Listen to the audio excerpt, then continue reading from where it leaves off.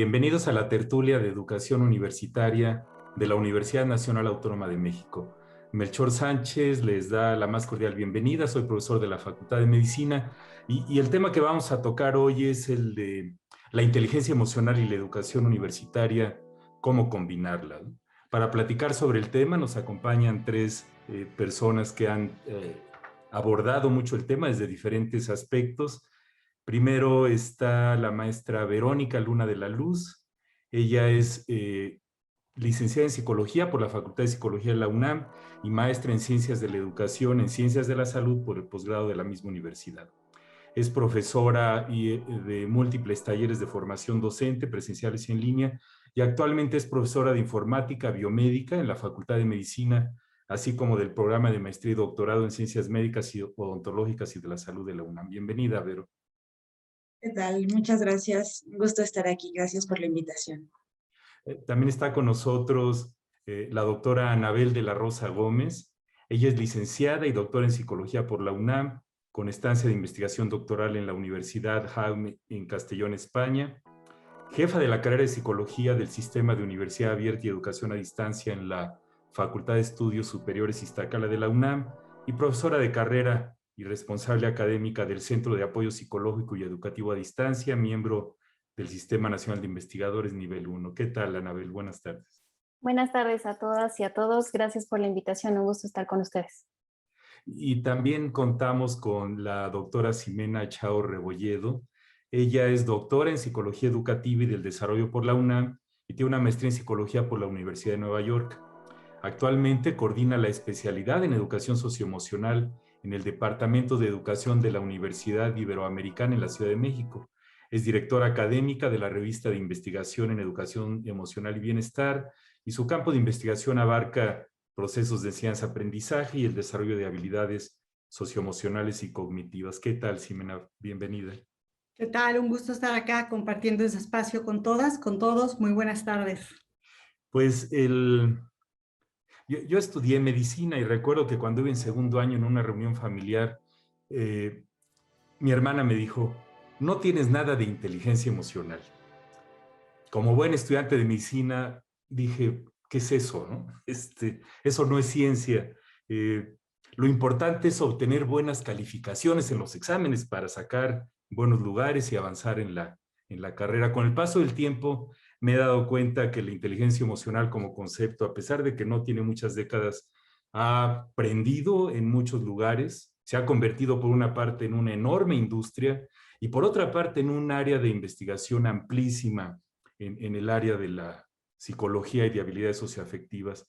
Pues yo les preguntaría, Verónica, ¿qué es esto de la inteligencia emocional y por qué es importante en educación superior? ¿Cómo andamos en los niveles de este constructo, de este concepto, los universitarios? Bien, pues es importante para comenzar a hablar sobre este constructo, sobre la inteligencia emocional, nos remitamos hacia el concepto de emociones y vayamos a entender que una emoción es esta reacción de corta duración que nos permite valorar un suceso en 4 dimensiones esencialmente, de acuerdo con la concepción de Lazarus por ahí de los 60, ¿no? Él nos hablaba de que estas dimensiones tenían que ver con el aspecto fisiológico, el aspecto expresivo o social, el aspecto funcional y el factor cognitivo, ¿no? El factor subjetivo que implicaba propiamente a la emoción. Y entonces estas emociones nos permiten interactuar con el medio, nos permiten entender al medio y reaccionar por consecuencia. Este concepto de inteligencia emocional se ha venido desarrollando desde ya muchos años, muchas décadas, 2, 3, a través de diferentes aspectos, ¿no? Este que ya he mencionado y el otro que tiene que ver con la inteligencia social el otro que tiene que ver con la inteligencia interpersonal y la inteligencia intrapersonal. Aquí es muy importante hacer notar la definición de las inteligencias múltiples de Gardner, porque entonces aquí alude a estas dos inteligencias de las que ya he mencionado, ¿no? Inteligencia interpersonal, inteligencia intrapersonal, y después, un poco más adelante, por ahí de los 80s, trabajos de Mayer y Salovey destacan a la inteligencia emocional como el papel que se tiene para poder regular, primero reconocer, después regular y después incidir o inducir algún tipo de emociones para satisfacción o bienestar de la propia persona. Gracias, Vero. Anabel, ¿qué podrías agregar a lo que comentó Vero? ¿Cómo ves? Y bueno, coincido completamente con Verónica, pero agregaría también esta parte que creo que es fundamental, y sobre todo en el ámbito en el que nos estamos desarrollando, que tiene que ver con la conciencia emocional, la comunicación, la manifestación, la gestión de las emociones, pero para solucionar problemas y para la toma de decisiones. Creería que ese componente es muy importante, que suma a lo comentado por Verónica, y que creería que ahí es donde tenemos que centrar nuestra atención, porque seguramente lo retomaremos más adelante. Tenemos que tener pues esta perspectiva tanto de la prevención, de la educación, de la psicoeducación, pero también de la intervención remedial, en el caso de cuando ya no se ha logrado esta regulación emocional. Gracias, Anabel. Ximena, ¿cómo ves el concepto? Pues yo creo que Verónica nos dio una excelente introducción a este concepto. Me parece que aquí únicamente quedaría por rescatar el hecho de que esta inteligencia emocional, a diferencia de otras inteligencias, por ejemplo, inteligencias que medimos con coeficiente intelectual, es una inteligencia que tiene la bondad de ser plástica, es decir, se aprende a ser inteligente emocional. No estamos condenados a no poseer o a no poder desarrollar esta inteligencia. Y creo que en el modelo que ya mencionaba Verónica, que postularon en la década de los 90, Salovey y Mayer, nos hacen ver que efectivamente de lo que está hablando esta definición de inteligencia emocional está relacionado con capacidades que ahora han mutado a un lenguaje muy diverso. Se habla de habilidades sociales y emocionales o socioemocionales, y luego hay otros modelos como el de la Universidad de Barcelona, que nos hablan de competencias emocionales. En cualquier caso, me parece que lo que resulta interesante y provocador para quienes hacemos educación, sobre todo, es el hecho de que podemos aprender a ser emocionalmente inteligentes, es decir, que podemos generar un programa, una propuesta pedagógica para desarrollar estas capacidades, que no estamos atados a una cuestión innatista o a una cuestión de destino a ser inteligentes de una manera o de otra, y que, bueno, finalmente esta capacidad para regular, para gestionar, para reconocer, para comprender nuestras vivencias emocionales y las de los demás, bueno, pues se puede aprender. Muy bien, Ximena. Así es. Las emociones, ya ven que por ahí Aristóteles dijo, o se le atribuye a él, cualquiera se puede enojar, eso es fácil, pero enojarse con la persona correcta, en el nivel correcto, en el momento correcto, por el propósito correcto y de la manera correcta, eso no es fácil. Y ya ven que en México tenemos este dicho de el que se enoja pierde, ¿no? Y muchos autores sugieren que la inteligencia emocional pues, es uno de los atributos más importantes para tener éxito en la vida, ¿no? El problema es que, o uno de los problemas, es que al fragmentarse tanto la utilización del concepto en la sociedad y generándose, pues esta industria, que al ser una industria de mercadotecnia y que algunos de sus gurús cobran una fortuna por dar conferencias sobre el tema o cursos, entonces se distorsiona un poco este aspecto académico. ¿Alguna de ustedes quisiera comentar cómo, pues cómo sienten que estamos ahorita como sociedad en términos de inteligencia emocional? Vero, ¿algún comentario sobre este punto?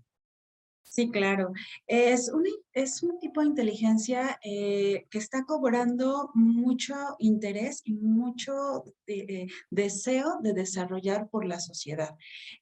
Todavía hay mucho trabajo por hacer, pero cada vez se va desarrollando más esta necesidad y visibilizando más la importancia de contar con una inteligencia emocional alta. Esto en términos, justo como ya lo mencionaba, incluso el éxito profesional. Cada vez nos hemos dado cuenta en diferentes investigaciones que las personas que tienen un mayor nivel de inteligencia emocional son capaces de adaptarse a circunstancias adversas, a situaciones cambiantes, y pues qué mejor ejemplo que la situación que nos está aconteciendo, en la que, bueno, tuvimos que echar mano de todas nuestras habilidades para poder adaptarnos, para poder reencontrarnos, para poder entender y entablar otro tipo de relaciones con los demás. Entonces, todavía estamos mucho por hacer, pero se encuentra en este punto de gran interés por la población. Así es. Anabel, ¿algún comentario sobre este punto? ¿Hay inteligencia emocional social o son atributos del individuo? Ambas, de hecho, por eso creería que la inteligencia emocional es lo que fundamentan estas habilidades llamadas socioafectivas, ¿no? Porque implica no solamente el conocimiento y gestión de nuestras emociones, sino también el cómo comprendemos, comunicamos, escuchamos las emociones con el resto, ¿no? Somos seres sociales y en principio debemos comunicarnos, y en ese sentido por eso es que implica esta interacción de nosotros hacia el resto y del resto hacia nosotros. Eh, Creería también que estamos en un momento crucial, coincido con Verónica, estamos en un momento crucial. Es evidente que se ha puesto atención en la dimensión emocional.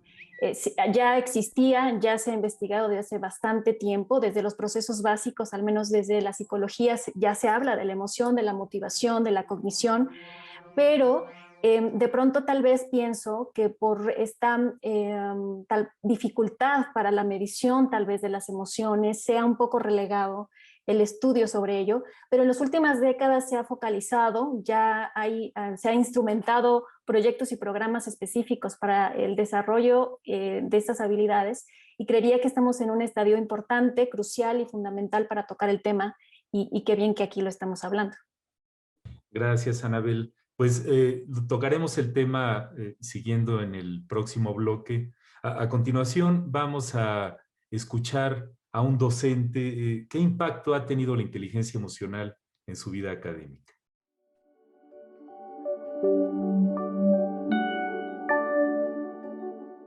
Creo que el impacto de este tema es amplio, es bastante.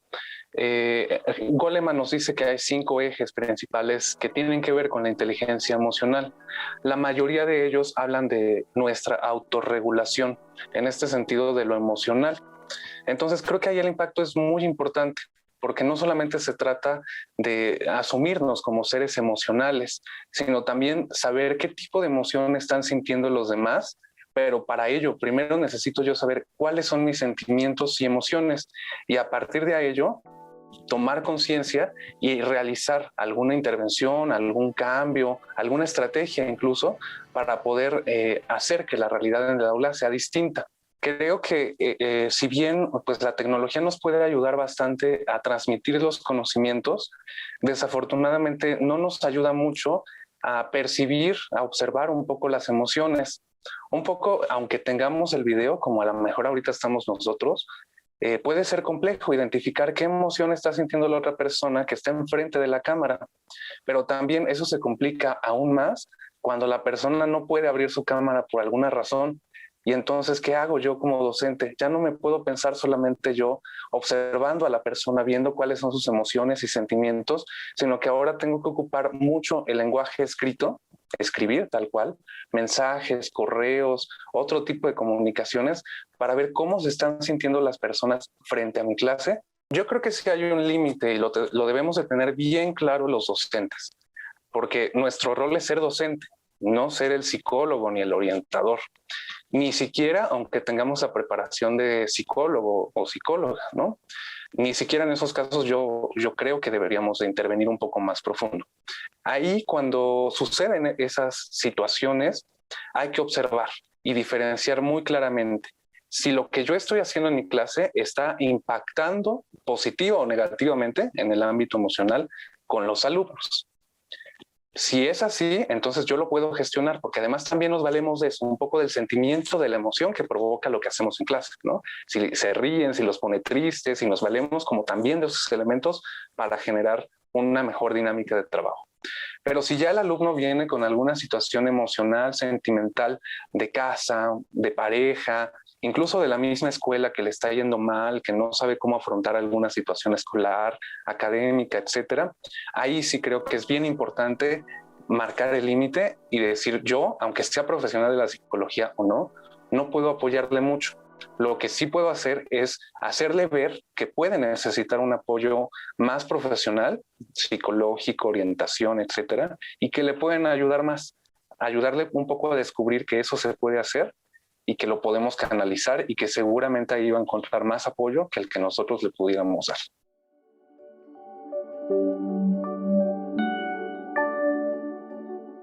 Estamos en la tertulia de educación universitaria de la UNAM hablando sobre inteligencia emocional. Está también demostrado que la inteligencia emocional está muy relacionada con las habilidades de liderazgo y manejo de conflictos tan importantes en el mundo moderno. ¿Cómo aprendemos la inteligencia emocional los profesores y estudiantes en las universidades? ¿Podemos enseñarla y evaluarla? ¿Tiene que estar en los planes de estudio? Pues, ¿cómo ven este panorama, Ximena? Pues mira, yo empezaría por pensar un poquito acerca de cómo aprendemos acerca de estas habilidades en general. Y me parece que quienes educamos en las instituciones de educación formal, como las escuelas o las universidades, tenemos que tomar en consideración, primero que nada, que como con cualquier otro aprendizaje, cualquier otro conocimiento, cualquier otra capacidad incluso, nuestros estudiantes vienen ya con aprendizajes previos. Aprendizajes que se adoptan a través de aprendizaje vicario o de instrucción explícita, en donde se viven las emociones, se desarrollan estas competencias de una manera particular o validada, vamos a decir así, por el contexto. Y por eso sabemos que tenemos estudiantes que vienen de contextos en donde la violencia, por ejemplo, está normalizada, y contextos en donde la intolerancia al error o a la frustración también está normalizada, y tendríamos que reconocer, primero que nada, cómo vienen nuestros estudiantes en términos de qué han aprendido o cómo han aprendido a utilizar estas capacidades, para entonces plantear justamente la posibilidad de reaprender. Decíamos hace un momento que esta inteligencia emocional se aprende, y eso nos lleva inmediatamente a pensar que podemos efectivamente trabajar desde el currículo, desde el diseño educativo, espacios, actividades, herramientas y estrategias que de hecho ya existen. Hay una amplia literatura ya y una amplia conocimiento del campo de la educación justamente socioemocional, que nos permite saber que podemos reaprender estas prácticas. Como mencionaba el profesor en la cápsula, justamente normalmente el acercamiento desde las instituciones educativas se da para atender el síntoma, es decir, cuando ya tenemos un estudiante que está pasando por un mal momento, por un momento de aflicción, por un momento de estrés, por un momento como ahora durante la pandemia, que ha vivido una situación intensa, aflictiva. Y no obstante, me parece que el siguiente paso educativo es irnos hacia la prevención. Necesitamos empezar a trabajar como parte de una formación integral, como parte de lo que va a ser el desarrollo profesional, en el caso de los universitarios, este tipo de competencias. A diferencia de otras capacidades, por ejemplo, la capacidad matemática, la capacidad lingüística, etcétera, las capacidades socioemocionales, bueno, pues aún en las instituciones de educación superior se encuentran en un momento, digamos, temprano en su incorporación al currículo. No obstante, ya existen experiencias alrededor del mundo, incluso en donde se han empezado a introducir este tipo de formación explícita y transversal en lo que es la formación profesional. Porque sabemos, como ya mencionabas al inicio, que estas capacidades, bueno, pues son competencias para la vida. Son competencias que se van a llevar, son transferibles a otros contextos, se van a llevar y van a beneficiar no solo el trayecto educativo, formativo, académico, sino también su desempeño, digamos, hacia futuro. Son finalmente también conocidas como capacidades para la vida. Gracias, Ximena. Verónica, ¿tu opinión? Sí, es muy importante considerar que el desarrollo de la inteligencia emocional se hace de manera individual, con un trabajo constante, con ejercicios de introspección, con ejercicios de análisis personal, de comprensión, de control, de mucha autoobservación y de también interacción con los otros, ¿no? Entonces es un ejercicio muy, muy consciente, ¿no? La manera en cómo aprendemos, reaprendemos, desarrollamos esta habilidad, ya propiamente en un contexto universitario, universitario tiene que ver con cómo observamos que son los profesores, que son otros compañeros, personas que consideramos como admirables, que vemos que manejan situaciones conflictivas, situaciones problemáticas, y en relación con eso, vamos nosotros también adaptando y encontrando nuestros medios, nuestros propios caminos, ajustándolos hacia ese nuevo gremio profesional en el que nos vamos a circunscribir, ¿no? En el caso de los estudiantes, este nuevo medio en el cual se están adentrando.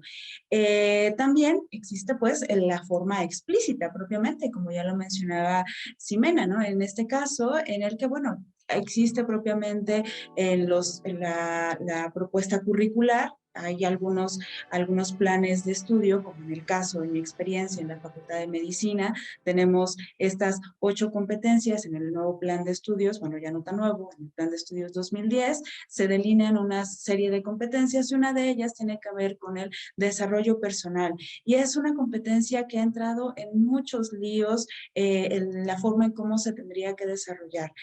Sin embargo,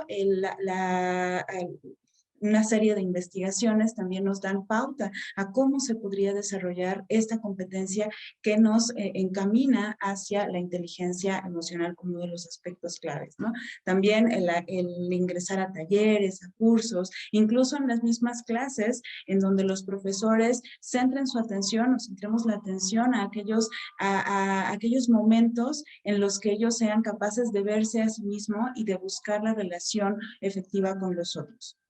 Creo que esas serían como puntos clave esenciales a considerar para el desarrollo en estudiantes y docentes universitarios.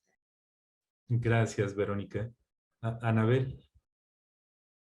Sí, creería que un poco manera de suma, de resumen de lo que han comentado mis compañeras panelistas, creería que es muy importante ubicar 3 formas del aprendizaje de estas competencias emocionales. La primera la ubico en el modelamiento en el aula.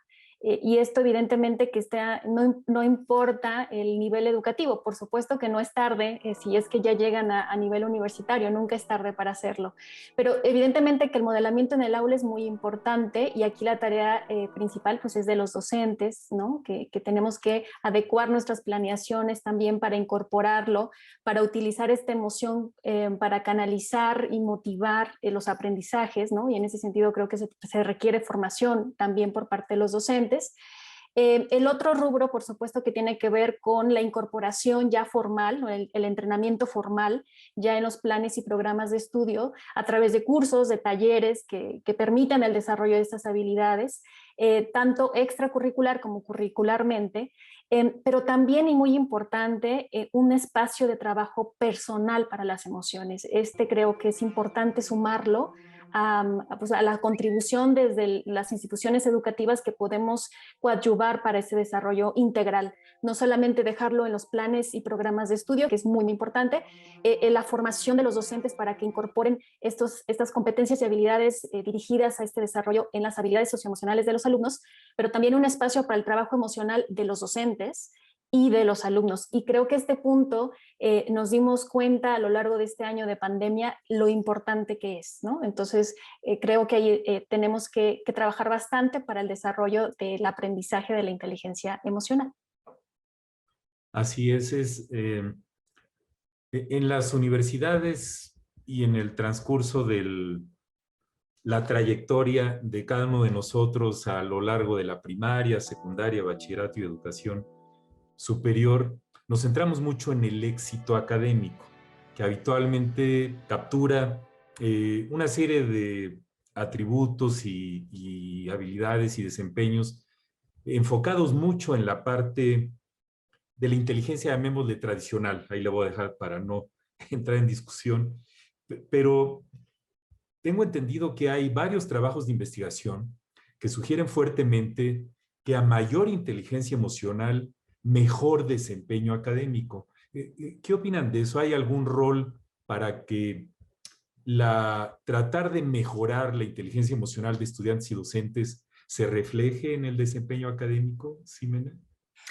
Sí, hay muchísima investigación al respecto. De hecho, hay un estudio longitudinal muy interesante realizado por la Universidad de Harvard, en donde nos demuestra en este estudio cómo cuando todas las demás condiciones se pueden de alguna manera controlar, es decir, tenemos estudiantes con un coeficiente intelectual elevado en contextos de socioeconómicos, digamos, estables o incluso, pues digamos, acomodados.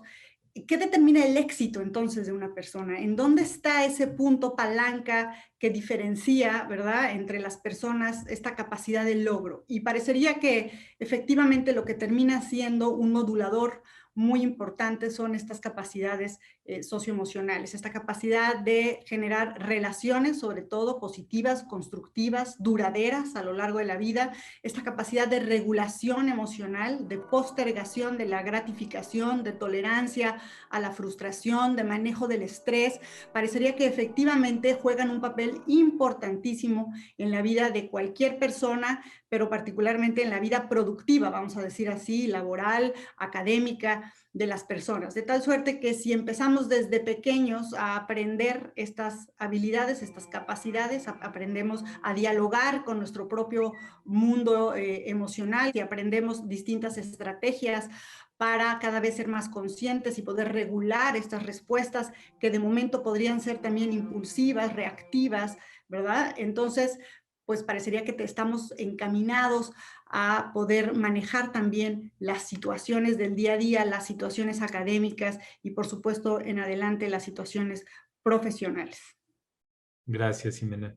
Es el reto de tener el concepto y ver cómo lo usamos, ¿no? Porque algunas personas inclusive han propuesto que se utilice la inteligencia emocional medida con algunos de los muchos instrumentos que hay para procesos de selección, de contratación, incluso de promoción o de evaluación. Imaginémonos a los estudiantes evaluando a sus docentes en inteligencia emocional y que eso pudiera tener cierta repercusión en la serie de consecuencias que pueden tener las evaluaciones de los docentes. Es todo un reto.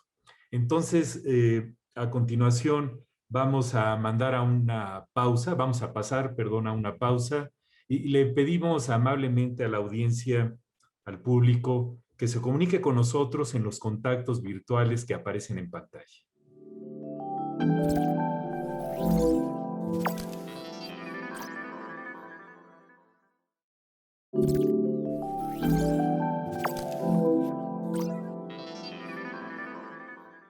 Estamos en la tertulia de educación universitaria de la UNAM, platicando sobre el tema de la inteligencia emocional. En el más de un año que llevamos ya de la pandemia, se han trastocado todas nuestras actividades cotidianas. Y en las universidades, los estudiantes, docentes, funcionarios y trabajadores hemos tenido que interactuar a distancia, mediadas por tecnología. ¿Qué opinan, Anabel? ¿Qué influencias ha tenido ahora sí que la pandemia en la inteligencia emocional de las personas? ¿O cómo ha servido la inteligencia emocional para lidiar con la pandemia? ¿Y qué has visto que han hecho las instituciones educativas para mejorar la situación? Bueno, partiría de que la génesis de las emociones y la regulación emocional como estrategia para gestionar estas emociones, pues bueno, es un principio que todos deberíamos de conocer y saber, ¿no? Inclusive ideal manejar. Sin embargo, cuando estamos todos conviviendo frente a un estresor tan grande como el que hemos vivido por la pandemia, todo toma otra dimensión y se tienen que reajustar estas estrategias porque algo que mencionábamos al inicio de la tertulia es que justamente la emoción y la regulación emocional está vinculada con la situación. Y la situación y esta percepción que tenemos de esta situación, por supuesto que puede afectar la regulación emocional, ¿no? Entonces, bueno, la pandemia ha sido un evento estresante para todos, en todos niveles, y esto evidentemente que ha afectado también pues a través de esta migración emergente que se ha tenido desde la presencialidad hacia los sistemas educativos a distancia, tanto para alumnos como para docentes. porque se les ha demandado también no solamente la gestión de nuevas estrategias, de competencias digitales, sino también de competencias emocionales para regular estas emociones, no solamente de los mismos docentes, todos como seres humanos hemos vivido y padecido esta situación emergente, este distrés externo, pero también convivir y lidiar con las emociones de los alumnos, un poco retomando la cápsula en donde uno de los profesores comentaba que hay que colocar límites y eso creo que es fundamental. De pronto a partir de la pandemia se desbordaron estos límites en donde la gestión de las emociones no nada más era con las propias, ¿no? Y las vicisitudes que hemos tenido al interior de nuestros hogares y el reacomodo de actividades, sino también con la de los estudiantes. La demanda emocional que se vivió, ¿no? Y que se interactuó también ha sido pues bueno, un reto importante. Creo que las universidades en particular, en la UNAM, creo que se han tomado medidas e iniciativas muy importantes desde la evaluación de las emociones, desde la salud emocional, para tener un diagnóstico de cómo estamos, cuáles estos niveles de ansiedad, de estrés, de depresión, inclusive ya en casos de ideación o intento suicida. Creo que se ha tenido una iniciativa muy importante, pero también en el caso de la intervención, es decir, líneas de apoyo, atención en línea para gestión de las emociones y obviamente sus diversas manifestaciones y también afectaciones, tanto de estudiantes como de docentes. Sin embargo, creo que tenemos un reto en el ámbito de los docentes. Creería que se focalizó más hacia el apoyo hacia estudiantes y pocos programas atendieron también la demanda emocional de los docentes y que por supuesto que hay que seguir atendiendo. Gracias, Anabel. Verónica.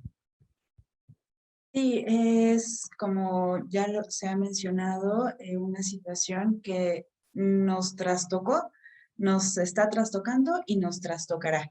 Entonces, no es que sea, ya pasó, sino que continuará, ¿no? En la medida en la que sigue cambiando. Ahora estamos con esta incertidumbre de cómo nos incorporamos, nos reincorporamos, qué va a pasar. Y entonces las situaciones van a ir oscilando de esta manera.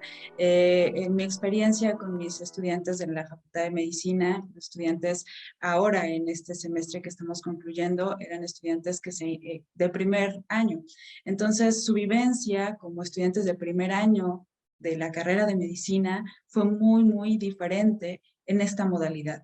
Ellos no se sentían parte de la UNAM, o sea, este sentido de pertenencia, esta identidad universitaria, no la tenían desarrollada al 100% como en otras generaciones, ¿no? Tuve trabajos ya particularmente con algunos pacientes que me comentaban una situación muy, muy similar, ¿no? Se sentían alejados incluso de su lugar de trabajo. Entonces, esta situación de trabajar a distancia hacía que no se sintieran tan compenetrados con este espacio de trabajo. ¿A qué me refiero con esto? No se sentían identificados con este espacio de trabajo. Eso principalmente cuando recién habían ingresado a ese lugar de trabajo. Quienes ya tenemos o tienen varios años trabajando en un espacio, pues ya tienen este sentido de identidad y de apropiación, pero cuesta más trabajo cuando te incorporas en un ambiente de esta naturaleza. No estamos acostumbrados, nos estamos adaptando a estas nuevas circunstancias. Otra situación, que ya bien lo mencionaba el profesor de la cápsula, tiene que ver con la distancia que hay entre los estudiantes y el profesor al momento de que estamos dando clase y todas las camaritas están apagadas y tenemos la sensación de que no hay nadie, pero sí hay alguien, y entonces es esta incertidumbre de qué está pasando, qué están pensando. La comunicación no verbal se ve mermada totalmente. Entonces, si estamos hablando de que la inteligencia emocional tiene que ver con la capacidad de reconocer mis propias emociones y reconocer las del otro a través de este lenguaje corporal, la comunicación no verbal, entonces, si no los vemos, no sabemos qué está pasando y cómo vamos a reaccionar y qué rumbo le vamos a ir dando a las clases. Eso como docentes y también como estudiantes, coincido con mi compañera Anabel en que la universidad se notó muy, muy comprometida en identificar cuáles eran estas necesidades emocionales de la comunidad universitaria. Sin embargo, dotó mucho el foco a los estudiantes y también hubo algunos aspectos hacia los profesores, pero nos faltó poner más énfasis en este sentido. En la CUAYED trabajamos con un par de talleres que tuvieron que ver con este trabajo con docentes. El primero tuvo que ver con el arte como aliado para regular las emociones, dirigido para profesores. Este espacio que se configuró como un espacio de catarsis como tal, un espacio de contención para los profesores y llegar a ser un espacio terapéutico, sino un espacio en el cual ellos podían llegar y sentirse en una red de apoyo.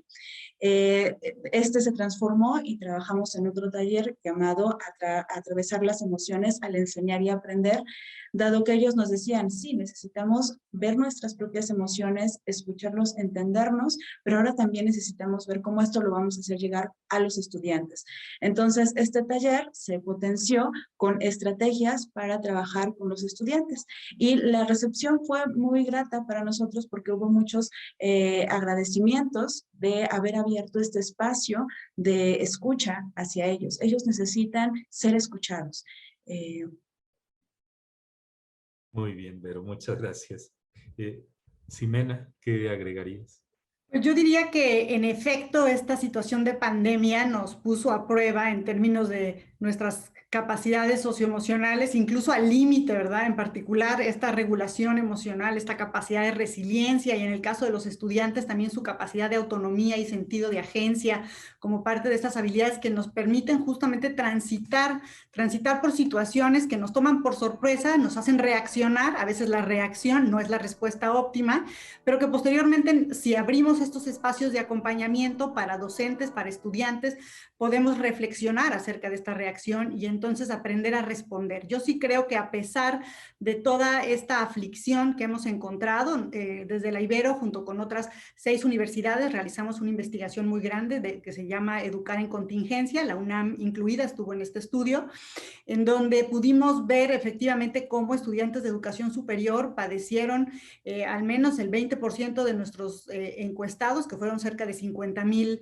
estudiantes, casos agudos de estrés, de ansiedad, pasaron por momentos incluso de depresión, y lo mismo los docentes, debo decir que, como ya mencionaban mis colegas, bueno, pues no es que ya pasaron, es que están allí y van a transitar y tendríamos que seguir acompañando y tendríamos que seguir abriendo estos espacios de reflexión en donde podamos hacer como este procesamiento individual y colectivo de esto que nos ha pasado y nos está pasando, que es la pandemia. Digo, hoy nos sentimos todos un poco más aliviados ante la llegada de las vacunas, pero no olvidemos que el tránsito por esta pandemia pues fue similar a una suerte de duelo en donde perdimos la movilidad, perdimos la seguridad sanitaria, perdimos seres queridos sobre todo, y entonces me parece que ahí necesitamos mantener este acompañamiento empático, esta capacidad de escucha y sobre todo esta flexibilidad o generosidad emocional que tendría que haber en las instituciones justamente para llevar esta mirada socioemocional a la educación y a la formación de las personas. Gracias, Ximena. Es tan interesante porque en uno de los modelos más usados ven que están los cuadrantes de, como decía Vero, uno tiene que percibir o identificar las emociones propias, identificar las de los demás, que en la cuestión mediada por tecnología se hace muy complejo, si de por sí es difícil cara a cara, en mediado por tecnología, por más emoticones y iconos que utilicemos y memes, no logramos hacerlo de manera óptima, por lo menos yo no lo he logrado. Y está la otra parte de los otros dos cuadrantes, que es, tengo conciencia de mis emociones, pero las controlo también, que es una parte tremendamente difícil, porque eso implica, pues, hasta cierto punto, controlarse, dominarse, y tener esta influencia en lo propio y en los demás, hablando de los estudiantes o de los compañeros docentes. Entonces, sigue siendo una estrategia y una metodología fascinante lo de promover la inteligencia emocional en estudiantes y docentes, y la pandemia nos ha enseñado que es un componente fundamental de la formación de nosotros como personas y de los estudiantes como futuros profesionales. Les agradezco mucho sus comentarios. A continuación vamos a escuchar el testimonio de un docente que nos habla de la importancia de la formación docente en inteligencia emocional.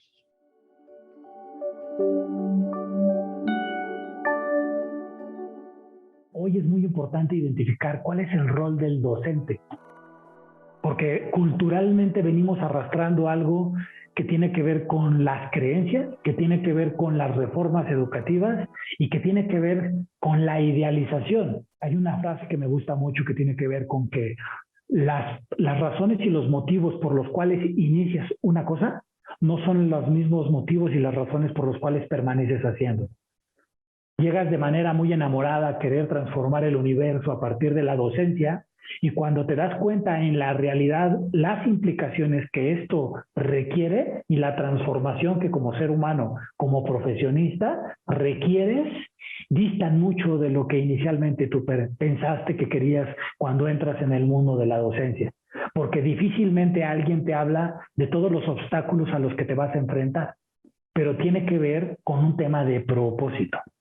En la cultura de hace algunos 20, 30 años, el rol del docente era una figura pública, súper reconocida y con una gran autoridad sobre los alumnos. Al paso de los años eso ha ido disminuyendo.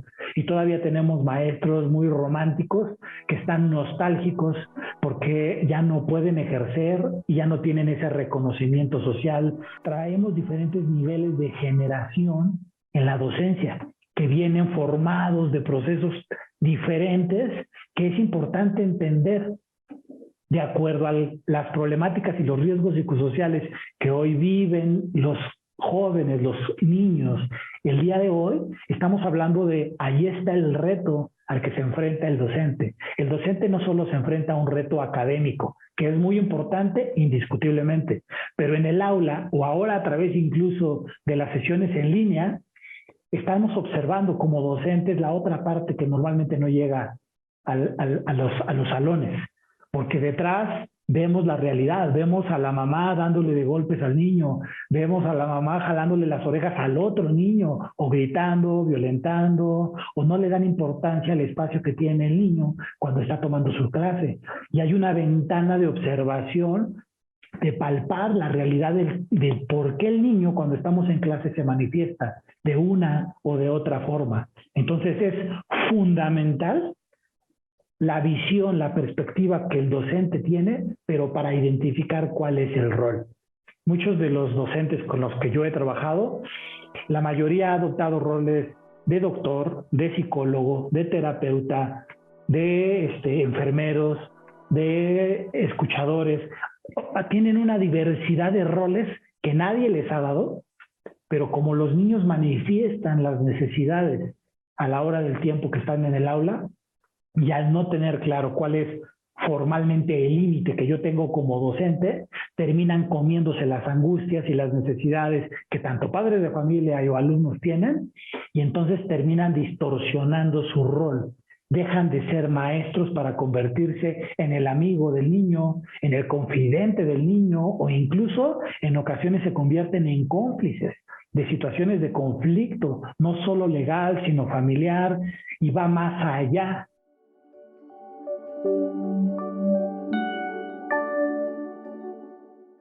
Estamos en la última parte de la tertulia de educación universitaria de la UNAM platicando sobre inteligencia emocional en las universidades.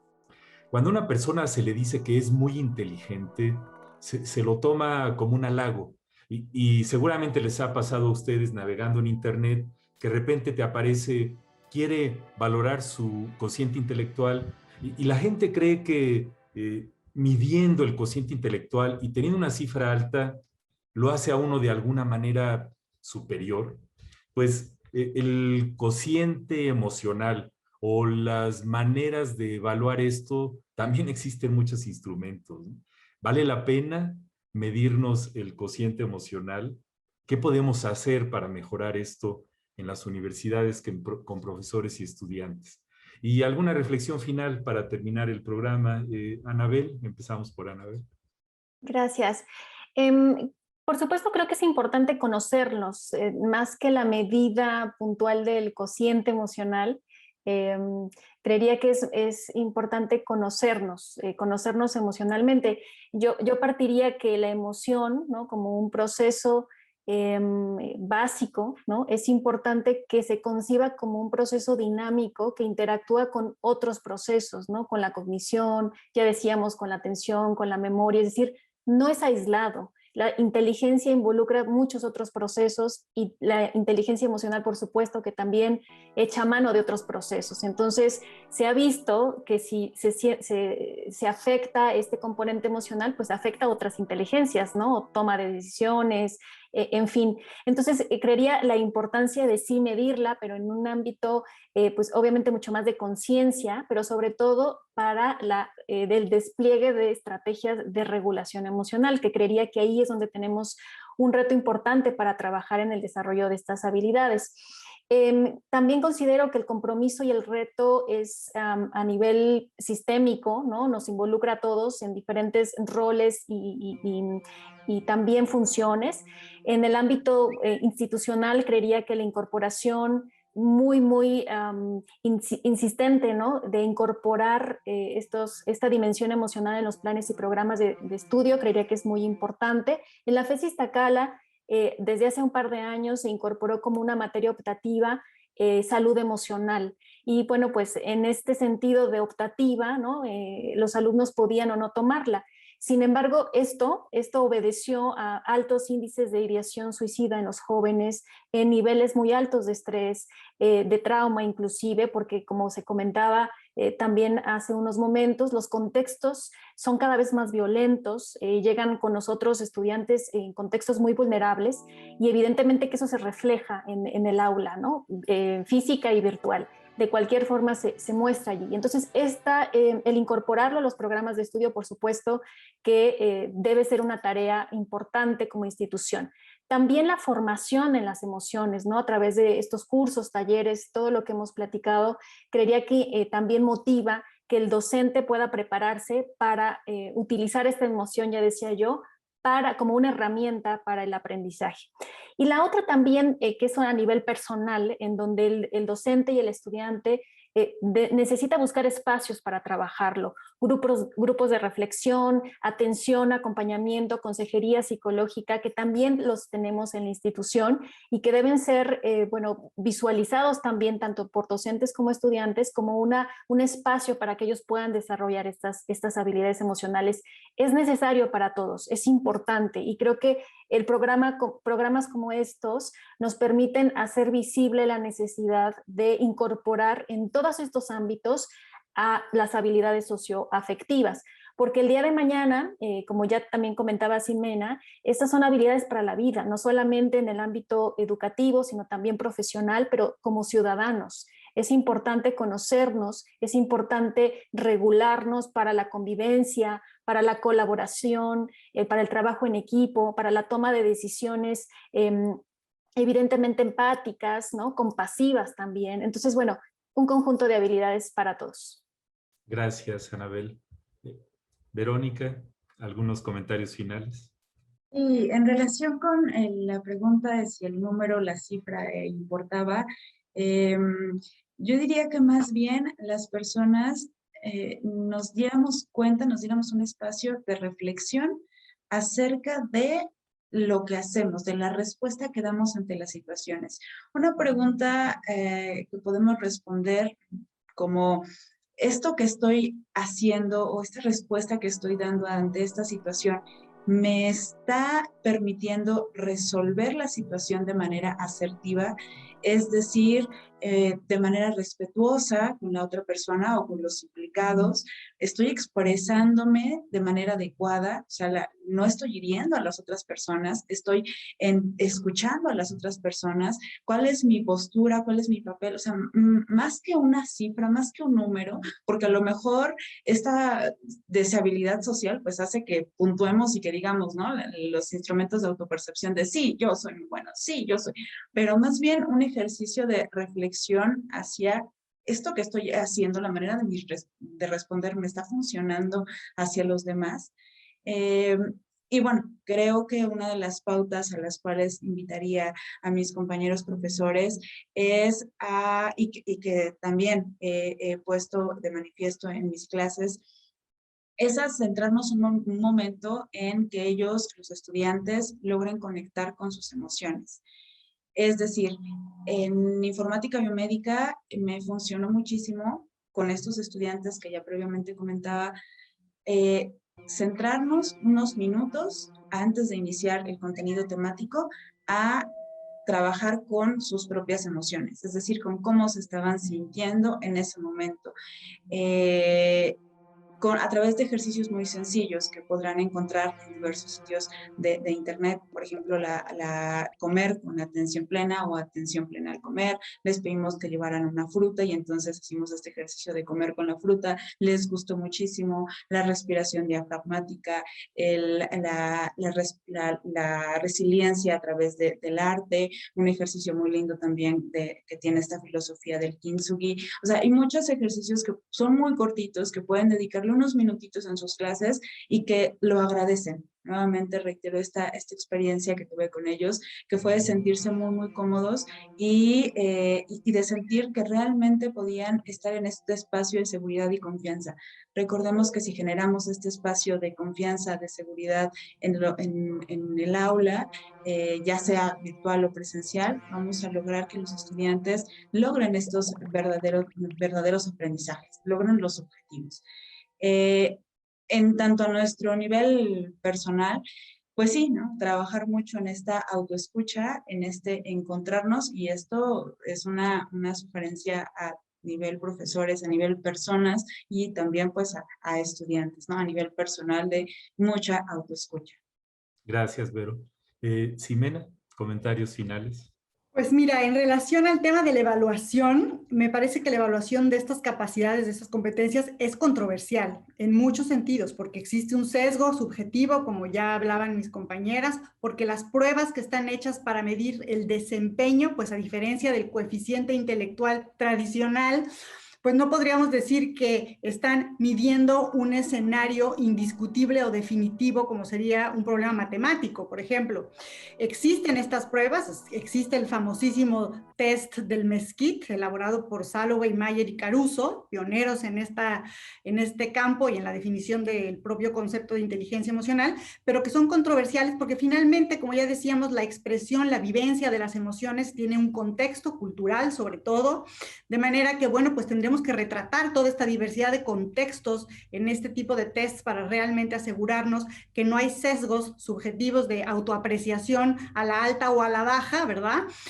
Pero que además estos campos de desempeño pues realmente no son representativos de acuerdo a esta diversidad de contextos. Entonces es controversial en sí misma, pero yo básicamente preguntaría, bueno, ¿y para qué queremos evaluar? ¿No? Es decir, ¿cuál sería la finalidad? Y me parece que en este sentido la finalidad tendría que ser justamente diagnóstica y formativa, es decir, lo que queremos es construir, utilizar herramientas que nos permitan dar seguimiento al desarrollo de estas capacidades, sobre todo en contextos específicos. En el caso del contexto académico, universitario, bueno, pues ir entendiendo cómo se van desarrollando nuestros estudiantes, cómo van siendo tolerantes, por ejemplo, al error, ¿no? A la frustración, a la perseverancia, etcétera, de tal suerte que podamos proveer, en este sentido, herramientas, apoyo pedagógico para que puedan continuar desarrollando estas capacidades y por supuesto en el entorno laboral también, en el entorno profesional, pues tener herramientas particularmente de evaluación 360 grados, no solamente desde la visión del individuo o del superior,